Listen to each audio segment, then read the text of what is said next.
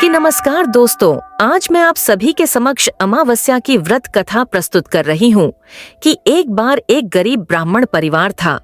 उस परिवार में बहुत ही सुंदर संस्कारी तथा गुणवान पुत्री थी, परंतु गरीब होने के कारण उसका विवाह नहीं हो पा रहा था, जिस वजह से ब्राह्मण और उसकी पत्नी बहुत चिंतित थे।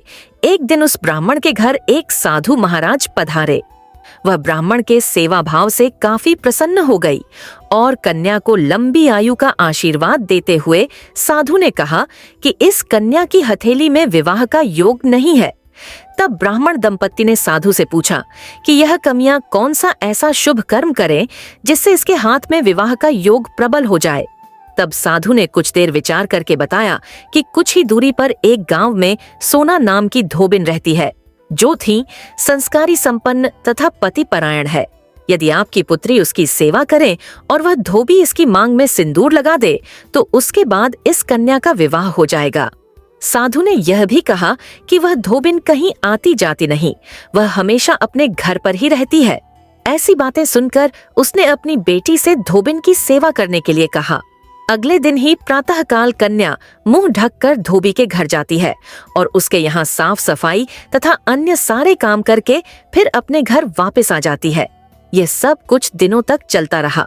एक दिन धोबिन अपनी बहू से पूछती है, तुम तो सवेरे ही उठकर घर के सारे काम कर लेती हो और मुझे पता भी नहीं चलता।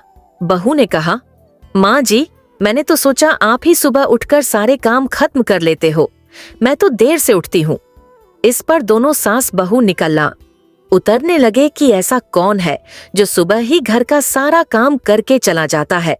दोनों सास बहू ने देखा कि एक कन्या अंधेरे में आती है और घर के सारे काम करके फिर वापस चली जाती है। अगले दिन जब ब्राह्मण की पुत्री धोबिन के घर आई तो धोबिन उसके पैरों में गिर पड़ी और उसे पूछने लगी कि हे देवी, आप कौन हो, इस तरह चुपचाप मेरे घर की चाकरी कर रही है। तब कन्या ने साधु द्वारा बताई गई सारी बातें बताई। लड़की की बातें सुनकर सोना धोबिन सिंदूर देने के लिए तैयार हो गई।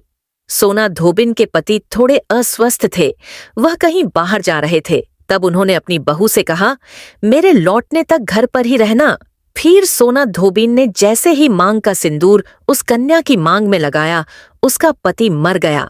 उसे इस बात का पता चल गया था कि उसके पति अब जीवित नहीं हैं, इसलिए उन्हें ओर से निर्जल ही चल पड़ी। उसने सोचा रास्ते में कहीं पीपल का पेड़ मिलेगा तो उसे भंवरी देखकर उसकी परिक्रमा करके ही मैं जल ग्रहण करूंगी। उस दिन अमावस्या तिथि ब्राह्मण के घर से मिले हुए पकवान की जगह उसने ईंट के टुकड़ों से 108 बार भंवरी देखकर पीपल के पेड़ की परिक्रमा की और उसके बाद जल ग्रहण किया। ऐसा करते ही उसके पति जीवित हो गए। इसलिए जो व्यक्ति हर अमावस्या के दिन भंवरी देता है, यानी भोजन की सामग्री दान करता है, उसके यहाँ सुख सौभाग्य में वृद्धि होती है।